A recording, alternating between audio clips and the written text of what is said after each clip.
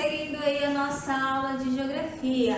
Hoje nós vamos fazer a revisão do capítulo 3 sobre orientação e localização do espaço geográfico. Sou a professora Gisneide e hoje, 14/5/2020, há mais uma aula de geografia. Vamos lá fazer a nossa revisão. O que nós vimos durante as nossas aulas até o momento sobre localização e orientação do espaço geográfico? Olha só, primeiro nós vimos sobre orientação e localização no espaço. Nós temos aí os pontos cardeais. Quais são os pontos cardeais? Norte, sul, leste e oeste. Sobre as características desses pontos cardeais. O ponto norte, ele vai apontar para o polo norte, o sul que aponta para o polo sul, o leste que é a direção onde o sol nasce, nossa mão direita, e o oeste que é o ponto, do ocidente, que é a direção onde o sol se põe, certo? O que nós observamos também aí? Dos pontos cardeais, nós temos os pontos colaterais. Nordeste, Sudeste, Noroeste e Sudoeste são os pontos colaterais. Orientação pelo Sol, outra característica que nós observamos também. Como é que nós podemos nos localizar? Através do Sol, que sabendo que a direção que o Sol aparece, é possível determinar as demais direções, usando aí a rosa dos ventos. E há também uma maneira simples de encontrar as direções através do nosso corpo. Expliquei para vocês, lá na página 36, ele vai estar caracterizando como é que nós podemos nos localizar através do Sol. O que nós vimos também? Os outros tipos de orientação. Bússola, o mapa e o GPS são os outros tipos de orientação que nós temos. O mais antigo e eficiente instrumento de orientação é o que? A bússola. Os mapas, eles podem ser manuais, como os atlas, e a visualização de imagens de satélite, ou seja, ele também é fornecido através da internet, através do Google, os mapas fornecidos pelas redes de satélite. E o mais atual, que é o GPS, o Sistema de Posicionamento Global, GPS. O que nós vimos também sobre as zonas térmicas da Terra? Sobre essas zonas térmicas, nós temos os meridianos e os paralelos, que são indicados por graus de circunferência, como é o caso da linha do Equador e do meridiano de Greenwich. Para regionalizar essas áreas quanto recebimentos de luz solar, o globo ele foi classificado de que maneira? Zona tropical, intertropical e zonas temperadas, ou seja, aonde que incide mais raios solares? Em qual zona? Ela é classificada como zona tropical, intertropical ou zona temperada? Aonde que o sol, ele quase não aparece? Em qual zona? Zona tropical, intertropical, temperada ou zona polar? E aonde que o sol, ele é mais ameno? Que ele vai receber tanto a luz do sol como as áreas frias, a mistura. Que tipo de zona é essa? Tropical, intertropical, temperada ou zona polar? E aí eu apresentei para vocês as características de cada zona. Zona tropical, as faixas localizadas, que é a zona temperada, e as zonas polares também, caracterizam cada um em um tipo. Representando aí para vocês a imagem das zonas: glacial ou zona polar, zona temperada, norte, zona tropical, que é onde o raio solar mais incide, aonde também nós estamos localizados, recebemos muito calor, que delícia. Zona temperada do sul e a zona glacial antártica, são as zonas aí térmicas da Terra, certo? Vimos sobre os elementos cartográficos. Os elementos cartográficos, sabemos que eles são compostos por linhas, cores e símbolos, não é verdade? Linhas, cores e símbolos.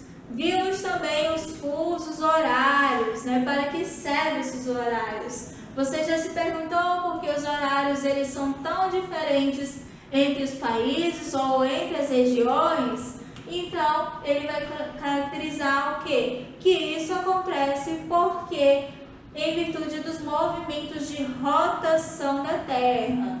O que mais que nós vimos aí? Que a circunferência do planeta ele vai corresponder a 360 graus. Falei para vocês que tem aí um cálculozinho, como é que vai corresponder. Esse cálculo, toda vez que você for fazer uma atividade, você tem que fazer? Não é necessário fazer esse cálculo, não. Esse cálculo, ele está demonstrando apenas como é que nós chegamos a essa conclusão. Vamos dividir 360, que é o eixo, né, que a Terra faz para dar uma volta toda, completa, dividindo por 24 horas, um dia, que é igual a 15 graus que corresponde a uma hora. Então, ele vai dividindo aí, vai demonstrando todo esse cálculo para vocês. O Brasil, ele corresponde a fusos horários também, mas ele está em horas atrasadas. Olha só, em razão da sua grande extensão no sentido leste-oeste, o Brasil ele apresenta 4 fusos horários, todos atrasados em relação a Greenwich, porque ele está localizado a oeste, né? Então ele tem horas atrasadas. E aí estão os 4 fusos horários localizados no Brasil. Essas foram algumas das características que representam aí o capítulo 1 do livro. Nas próximas aulas a gente vai fazer as atividades relacionadas ao capítulo. Muito obrigado e até a próxima aula.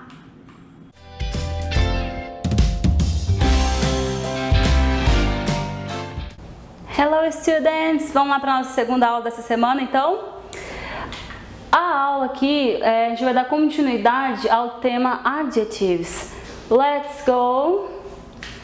Para falar de adjetivo, eu trouxe aqui para vocês aquela mesma tabelinha, né, com os adjetivos. Lembrando que aqui onde tem o X opostos, ok? Eu não vou ler um por um. Se você quiser revisar o vídeo da aula do dia 12, fique à vontade para depois voltar aqui, mas vamos dar continuidade, ok? Quando falamos de adjetivos, e o livro de vocês trouxe o tema family junto, trouxe uma família super famosa aqui, que é a família Simpson. Então tem alguns personagens aí para quem conhece, né, gosta até de olhar, tem várias figurinhas, vários desenhos, vários memes na internet. E essa aqui é a família então completa deles. Vamos lá, o father é o Homer, a mother é a Marge, o brother é o Bart, a sister a Lisa e a little sister or baby é a Maggie, ok? São os nomes deles então. Para descrever eles, como você descreveria o Homer? O Homer, assim como qualquer pessoa, tem qualidades e defeitos, mas a teacher Isabela escolheu uma maneira de descrever um pouquinho esse personagem. Vamos ver e vamos ver se vocês vão concordar comigo também. This is a Simpson family. The father's name is Homer. He is lazy. Essa palavra lazy é preguiçoso.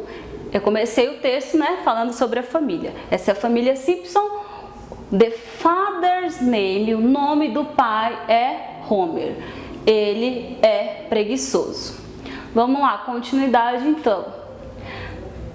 The mother's name, o nome da mãe, is Marge. She is dedicated. Ela é dedicada. Então vamos lá, o nome da mãe é Marge, ela é dedicada. Uma característica dessa personagem, na minha opinião, tá bom? Vamos lá, continuar. The brother's name, o nome do irmão, is Bart. He is messy. Ele é muito bagunceiro, desorganizado, não é? Minha opinião também, eu acho que vocês vão concordar. Continuando. The sister's name, o nome da irmã, is Lisa. She is intelligent. Eu acho que todo mundo concorda com essa, hein? Um sinônimo de intelligent é smart. Ela é smart. She is smart. Ela é inteligente, é a mais inteligente da família, na minha opinião. E the baby's name, o nome da bebê, is Maggie. She is cute. Assim como todos os babies são fofos, a Maggie, she is cute também. Então, olha só, o livro de vocês traz na página 32, vocês vão precisar colocar a data de hoje, tá bom? Diz o seguinte: write a description of the picture. E você vai descrever essa imagem. Who are these people? Who are they related? Eu tenho aqui uma família grande, né? Em português eu sei, olhando para essa imagem, eu sei muito bem que tem pai, que tem a mãe, que tem irmãos, filha, filho, aqui eu tenho gêmeas, tenho um avô e tenho uma avó. E essas palavras no inglês, quem é que lembra? Passei semanas e semanas falando de vocabulário de family com vocês. E no livro de vocês também já tem exercícios feitos com esses vocabulários. Então o que é que vocês vão fazer? Vocês vão descrever essa família da forma que eu descrevi a família Simpson. Você vai apresentar a família e vai iniciar o seu texto pelo pai. Então você vai utilizar essa estrutura. The father's name is... Opa, o nome desse pai é outro, não é outro? Então quando chegar no Homer, você vai colocar no seu caderno Joshua. E também vai colocar uma frase, porque assim como no Homer, eu coloquei uma característica. Mas teacher, eu não conheço, essa família que você está falando que tem aí no livro, não conheço. O desenho eu conheço, eu sei que ele é preguiçoso, mas o que eu vou falar sobre o Joshua? Bom, você pode falar uma característica física, que é o que a gente vai poder fazer olhando uma imagem. Veja bem, o Joshua, ele não é o mais alto? Então você pode escrever essa frase. Como que fala he? Como que é o pronome ele? É he. Então você vai iniciar a frase com he. He is. Como é que é o adjetivo alto? Tall. Então você vai escrever he is tall. Pronto. Você disse o nome dele, colocou uma característica, passa agora para mother. E aí vocês têm todos os nomes aqui, vocês têm imagens que podem descrever o que essas pessoas possivelmente estão sentindo. Por exemplo, ela parece estar happy. Será que essa aqui está happy? Será que a filha está happy?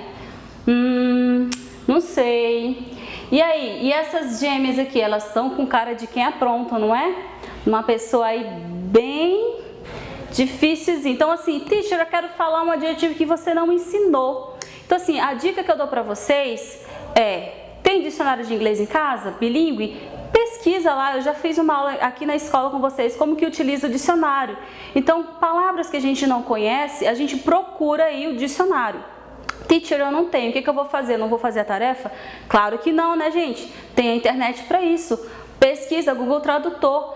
Eu quero dizer que elas são muito travessas. Então você vai lá, bota no Google Tradutor que ele vai trazer para vocês. Então o texto de vocês não vai ficar igual. Cada aluno vai fazer o seu. Cada aluno vai descrever conforme as características físicas nessa imagem aqui, tá bom? Cada um vai ter o seu próprio texto. Nenhum vai ficar igual. Ficou igual, eu já sei que olhou o texto do colega e isso não é legal, tá bom? O teacher não gosta. E é isso, pessoal. Vamos utilizar essa estrutura para descrever e a gente se vê na nossa próxima aula, então. Bye, bye!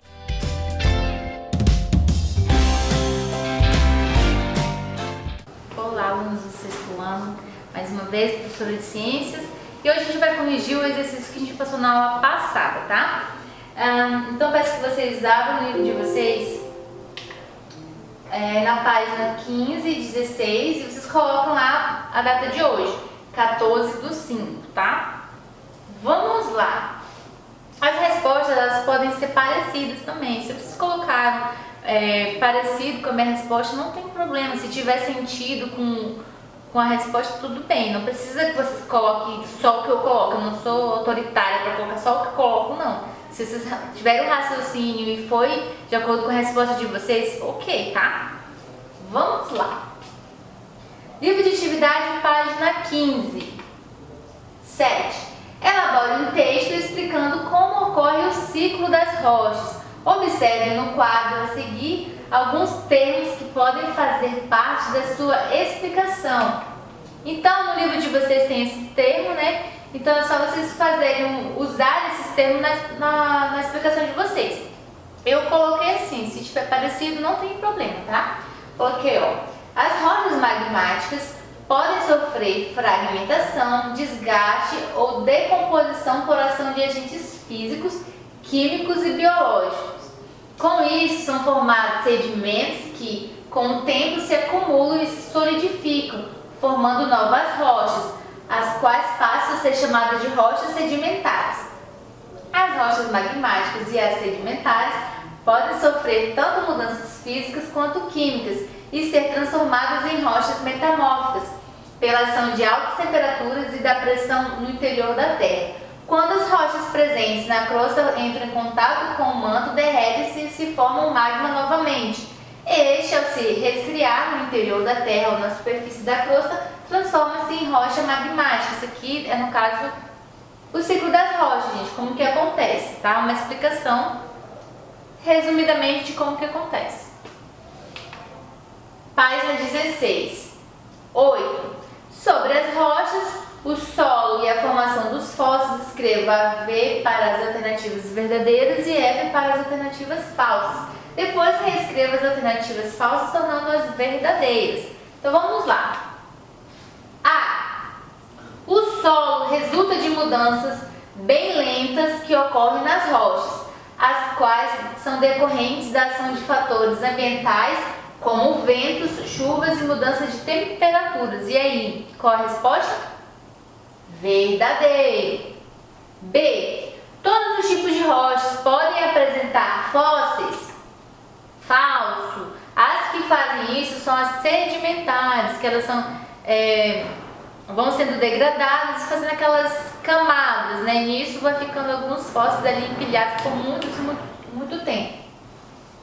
C. As camadas que formam o solo são chamadas de horizontes. É verdadeiro. D.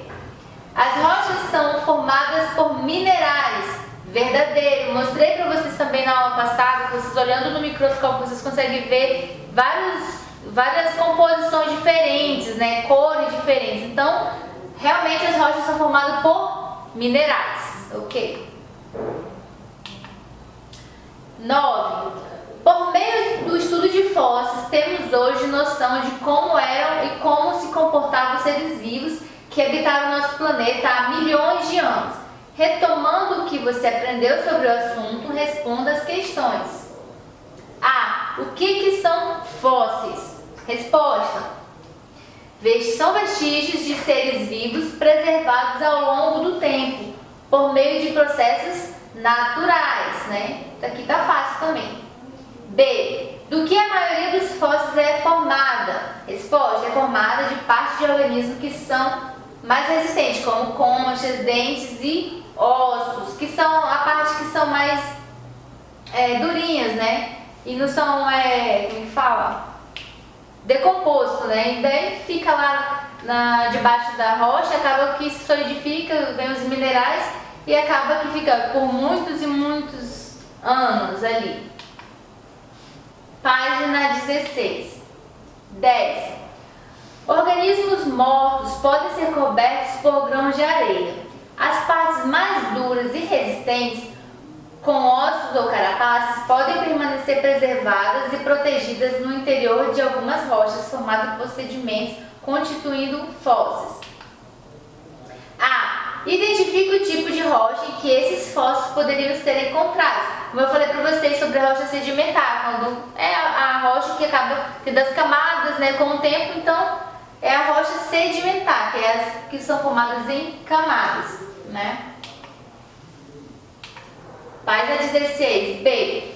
Considerando a origem do granito, é possível encontrar fósseis nessa rocha? Por quê? Resposta. Não, pois pois o granito se forma nas profundezas da crosta terrestre, pelo lento resfriamento do magma em locais onde não há seres vivos.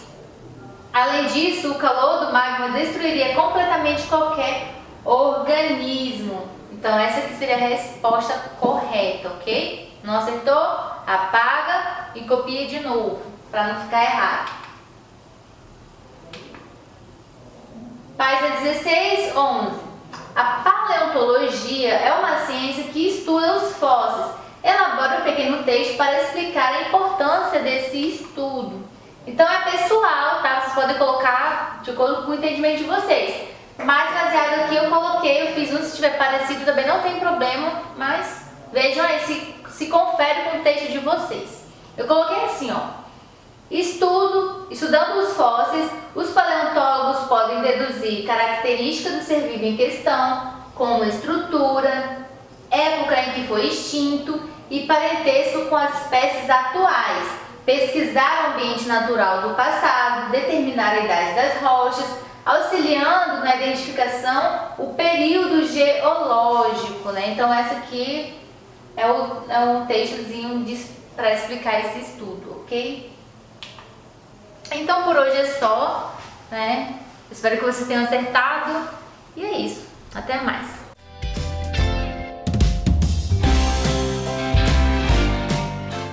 Olá, turma do sexto ano, tudo bom com vocês? Mais uma aula aqui, nós estamos juntos, hoje na aula de produção de texto e hoje dia 14/5. Bem, na nossa última aula nós vimos sobre, demos continuidade na aula sobre o fabulista conhecido como Fredo, né? Hoje nós vamos falar sobre um fabulista brasileiro, né, que nós já estudamos. Hoje nós vamos conhecer um pouco mais sobre ele, que é o Monteiro Lobato. Tudo bem? Vamos lá para a nossa aula? Vamos começar? Vamos conhecer um pouco da biografia de Monteiro Lobato. Monteiro Lobato, né, nascido no ano de 1882 e morto em 1948. Nasceu em Taubaté, São Paulo, no dia 18 de abril, dia que é até meu aniversário, 18 de abril de 1882. Foi um escritor e editor brasileiro. O Sítio do Pica-Pau Amarelo é a sua obra de maior destaque na literatura infantil. Criou a editora Monteiro Lobato e mais tarde a Companhia Editora Nacional. Foi um dos primeiros autores de literatura infantil em nosso país e de toda a América Latina. Metade das obras de Monteiro Lobato é formada de literatura infantil. Destaca-se pelo caráter nacionalista e social. A fonte aí está logo abaixo, certo? Vamos lá? Vamos conhecer algumas das suas fábulas. Aí está, algumas de suas fábulas.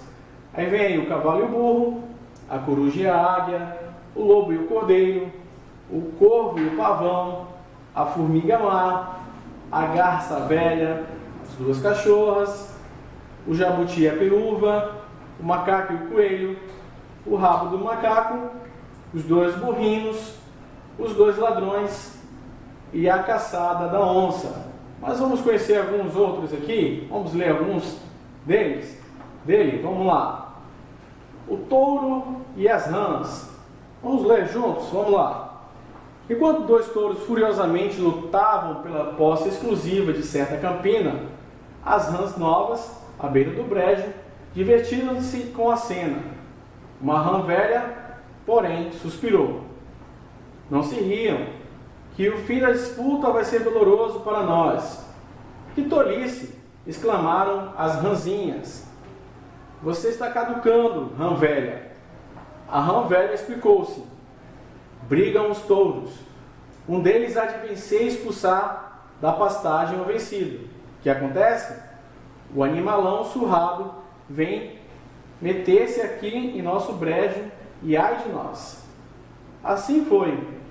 O touro mais forte, a força de marradas, encurralou no brejo o mais fraco, e as rãzinhas tiveram que dizer adeus ao sossego. Inquietas sempre atropeladas, raro era o dia em que não morria alguma sobre o pés do bicharro. E aí tem a moral. É sempre assim: brigam os grandes, pagam o pato os pequenos. Vamos para mais uma fábula dele? Vamos lá. A Assembleia dos Ratos.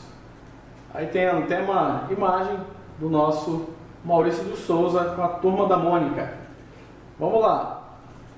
Um gato de nome Farofino deu de fazer tal destroço na rataria de uma casa velha que os sobreviventes, sem ânimo de sair das tocas, estavam a ponto de morrer de fome.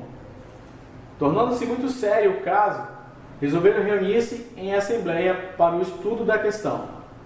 Aguardaram para isso certa noite em que Farofino andava aos mios pelo telhado, fazendo sonetos à lua.